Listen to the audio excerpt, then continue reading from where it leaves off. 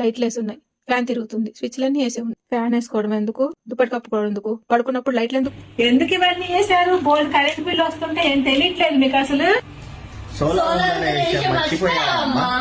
నిజమేనండి, మా ఇల్లు సూర్య గారు అంటే పిఎం నరేంద్ర మోదీ గారు స్టార్ట్ చేసిన సూర్య గారు అనే పథకంలో మేము భాగస్వామ్యులమయ్యాం. మాకు ఇంకా కరెంటు బిల్లు చింత అయితే లేదు. మా కరెంట్ మేమే ఉత్పత్తి చేసుకోగలం. దాంతో పాటు ప్రభుత్వానికి కూడా మేము కరెంట్ అందించగలం. సోలార్ వచ్చేసరికి మనకి 1 కిలోవాట్, 2 కిలోవాట్, 3 కిలోవాట్స్ ఇలా 3 రేంజెస్ ఉంటాయి. దానికి తగ్గట్టు వాటి పవర్ కూడా జనరేట్ అయింది. ఆ జనరేట్ అయిన పవర్ లో మన యూసేజ్ ని మైనస్ చేసుకుని మిగిలిన పవర్ ని గవర్నమెంట్ తీసుకుని దానికి తగ్గ అమౌంట్ మనకి రిటర్న్ చేస్తుంది.